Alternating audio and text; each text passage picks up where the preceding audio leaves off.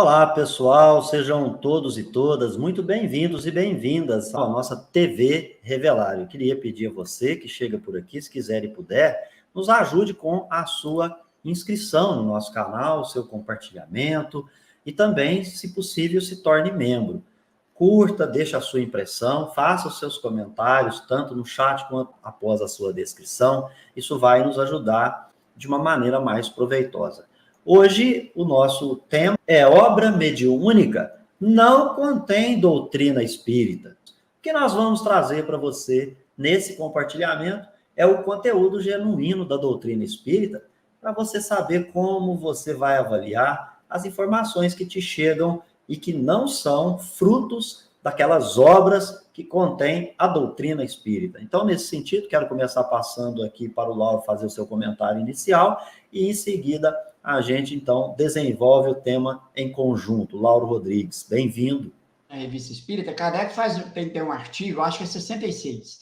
Kardec faz um comentário sobre as fábulas, os contos de fadas. Ele fala assim, por mais ridícula que pareça, absurda, dá para se extrair dali princípios. Os princípios já foram elaborados. Então, é 1866, já está bem desenvolvido esses princípios, bem estudado.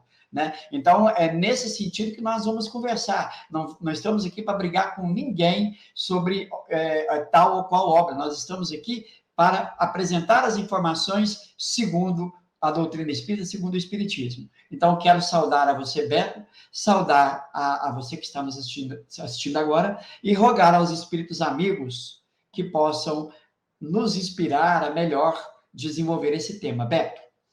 A primeira questão que eu gostaria de trazer para vocês aqui é que a gente passa ao longe de algumas informações que elas são importantes. Você sabia que nós temos o hábito de designar Allan Kardec, próprio Rivai, como codificador do Espiritismo? Na Revista Espírita, de 1868, quando ele, explicando determinada situação envolvendo o Espiritismo não ser uma religião, ele faz um comentário sutil e a gente continua dizendo que Allan Kardec, Lauro, é codificador. Mas olha o que ele fala dessa expressão de codificar, esse trabalho de codificar. Será que o Espiritismo teve isso? Para Kardec, não. Então, ele falando da expressão religião como sendo laço que religa seres humanos, e não seres humanos a Deus, ao qual nunca perdeu sua ligação, e ele explica que é comunhão de pensamentos, princípios, crenças, etc. Ele vai dizer assim, o nome religião foi dado a um conjunto de princípios codificados, formulados em dogmas ou de artigos de fé.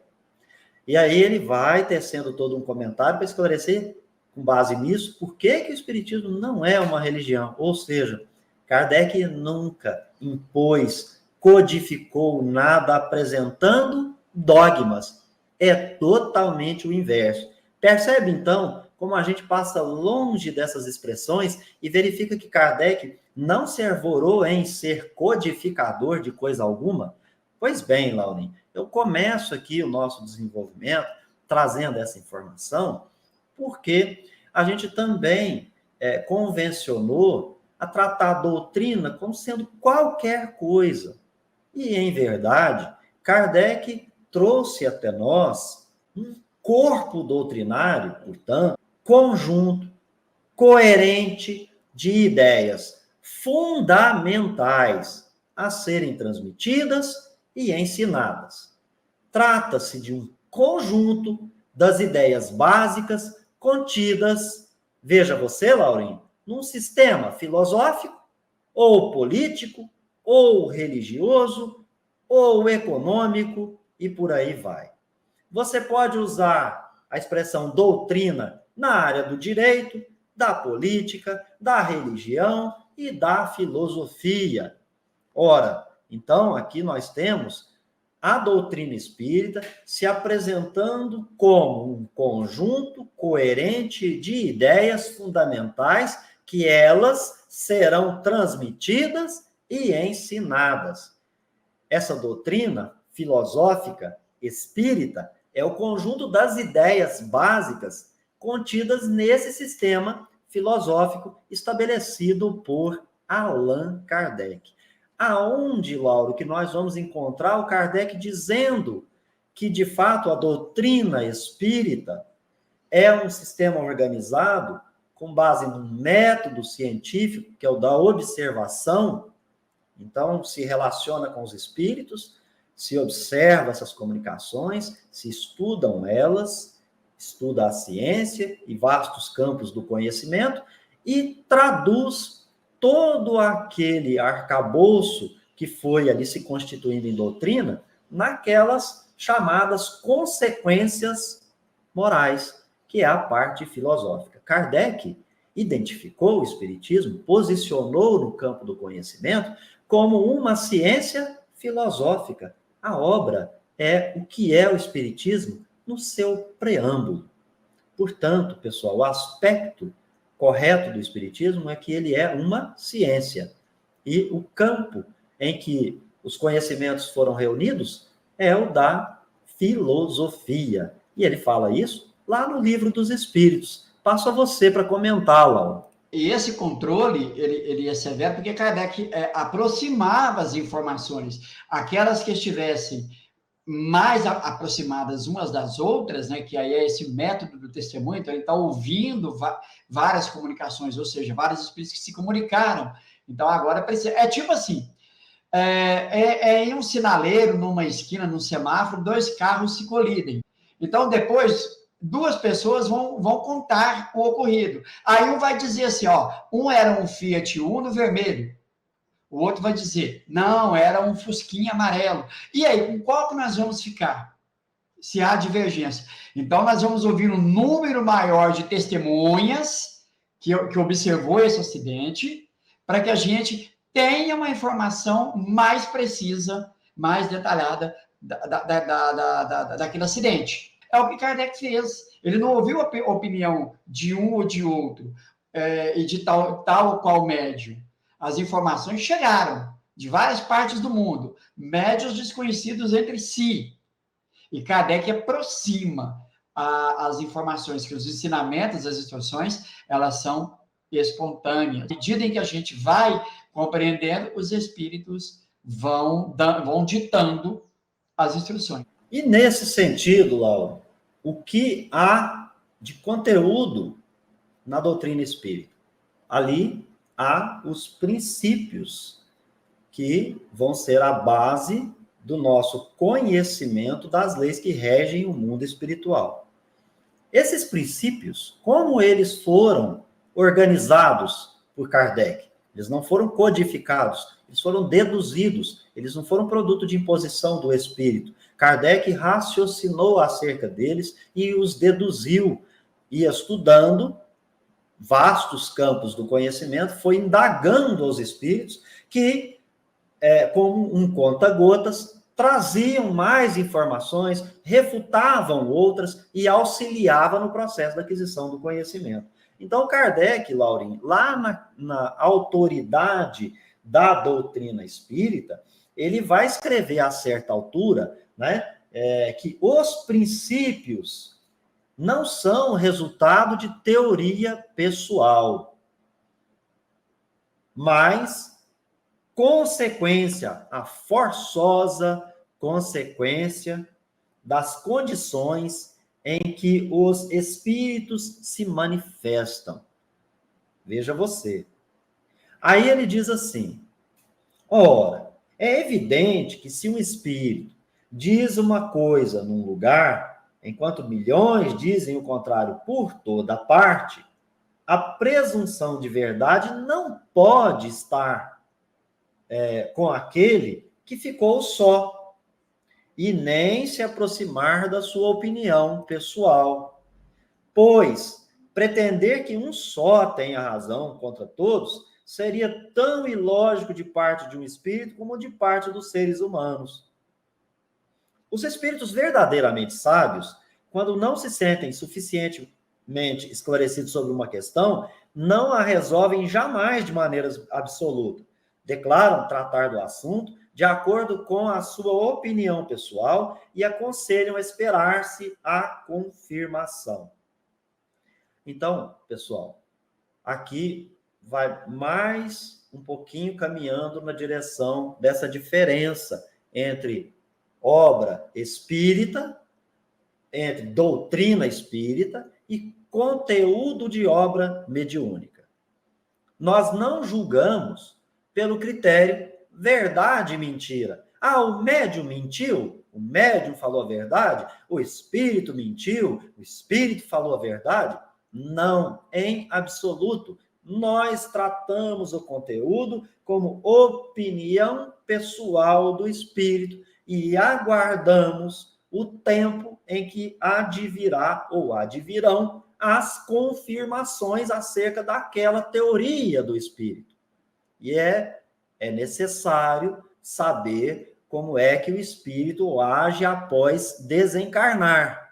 Ele está usando o seu pensamento, aquilo que ele adquiriu de patrimônio de conhecimento.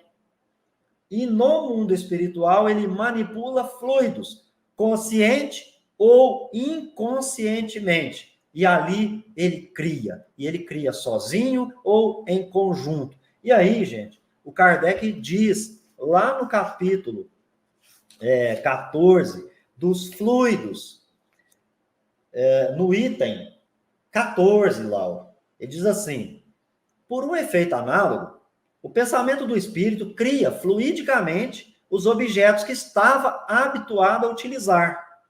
Um avaro manejará o ouro, um militar terá suas armas e seu uniforme, um fumante seu cachimbo, um trabalhador sua charrua e seus bois, uma velha mulher sua roca.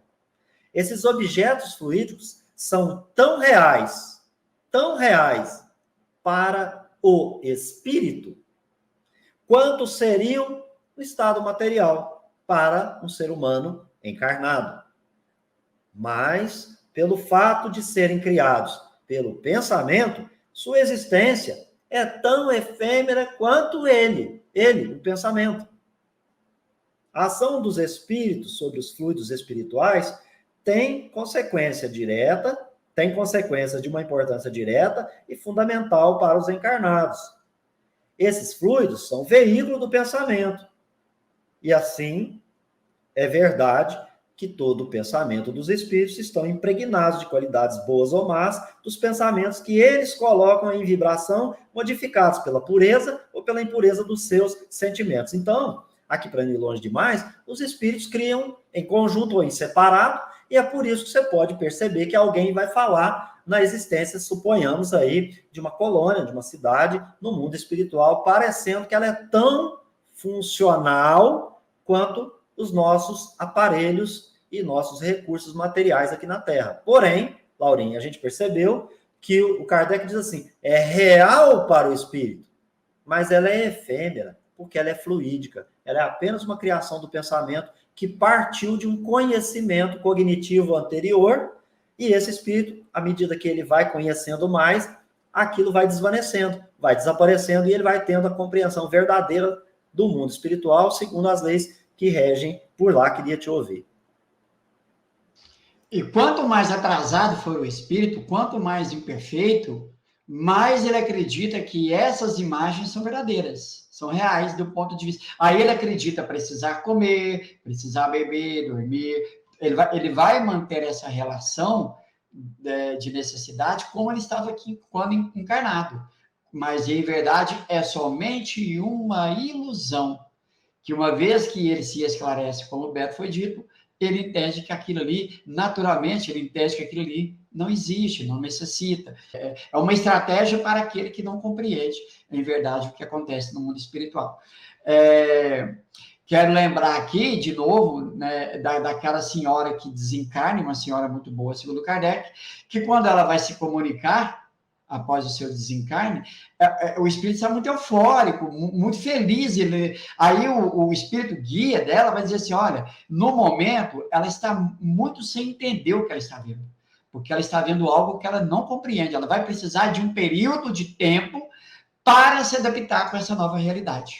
Então, se aceita a fala dela como sendo uma verdade, a gente cai em equívoco. falando sobre a concordância, o Kardec nos chama a atenção para o cuidado, a prudência com relação à publicação de obras. Mas também, gente, depois da obra publicada, nós temos que ter também essa mesma prudência, essa mesma disciplina de analisar essas obras segundo aquilo que está sancionado pelo ensino dos Espíritos. A fonte é Allan Kardec. As obras de Allan Kardec contêm a doutrina espírita. Então, veja, as obras de Kardec não trazem uma doutrina espírita que deu o ponto final, falou tudo sobre a própria doutrina espírita ou o espiritismo. Mas tudo que está contido nas obras de Kardec é tudo que os espíritos sancionaram e trataram das leis que regem o mundo espiritual. Elas foram desveladas. E aí o Kardec organizou. Ali, então, alguém diria, bom, mas se é fruto dos espíritos, logo é uma obra mediúnica. Não, vocês precisam buscar o capítulo 1 da obra Gênesis e entender a revelação espírita, como ela se dá, e o trabalho dos seres humanos e o trabalho dos espíritos nesse processo de revelar. Então, Kardec vai dizer que as instruções dadas pelos espíritos sobre pontos da doutrina ainda não esclarecidos não teriam força de lei enquanto permanecessem isoladas, só devendo, por conseguinte, ser aceitas sob todas as reservas como informações. Então, ele prossegue dizendo, daí a necessidade da prudência em publicar obras que vão tratar desses temas, desses pontos. Mas, caso se julgue necessário publicar, elas precisam ser apresentadas como opiniões individuais, mais ou menos prováveis, em todo caso, carecendo de confirmação. E aí, uma outra frase, bem mais à frente, mas que casa como luva, Laurinha. Ele vai dizer assim, por maior e mais bela e justa que seja uma ideia, é impossível que reúna, desde o princípio, todas as opiniões. E a gente vai encontrar nas obras mediúnicas maravilhosas histórias que a gente chora junto, que a gente acha legal, que a gente acha bacana e que casam com os nossos anseios de encarnados vinculados à matéria. Mas aí Kardec chama atenção. Não será pela opinião de um ser humano que se produzirá a união, mas pela unanimidade da voz dos espíritos. Então, gente, não é pelo critério verdade e mentira que se julga uma obra mediúnica. Nós também não podemos dizer que o espiritismo ele é uma obra mediúnica porque ele não é e não possui esse caractere pelo próprio método científico utilizado por Allan Kardec, bem como por tudo que o Lauro falou, do método do testemunho, do método histórico, do método da observação. Kardec escolheu classificar e colocar no ramo do conhecimento humano o espiritismo como pertencendo à filosofia, e por isso, filosofia espiritualista, do qual ele é uma das fases. Ele é ciência, e esse é o aspecto. Então, a obra mediúnica é ciência, contém ciência? Não, ela contém opiniões pessoais dos espíritos que se comunicaram. Mas por que isso, né, Laura? Falta-lhes o quê? Então, eu passo para você para a gente encerrar esse encontro. O Evangelho segundo o Espiritismo, a autoridade da doutrina espírita, que é o controle universal do ensino dos espíritos, Kardec vai dizer num determinado momento aqui, ó, essa universalidade, o ensino, né, em conjunto dos espíritos, que se dá, os espíritos se comunicando espontaneamente e simultaneamente por vários pontos do globo, por vários médios desconhecidos entre si. E ainda precisamos usar o primeiro critério que Kardec chama, que é, sem dúvida, o da razão. Estou olhando uma determinada mensagem, uma comunicação, agora vamos aproximar isso desse postulado kardeciano. O que assegura o espiritismo, né, a sua perpetuidade dos seus princípios, é essa universalidade, é esses princípios estarem bem estabelecidos. Então, por exemplo, as casas espíritas, os princípios têm que ser o mesmo. Se não houver os mesmos princípios, a prática dos mesmos princípios, estudar esses princípios, nós estamos falando, então, em uma seita, uma casa dissidente desse postulado espírita, que é a doutrina espírita. Ela vai dizer, o espiritismo, nela encontra poderosa garantia contra os cismas. Será que não está havendo cismas, né, dentro do movimento espírita no Brasil?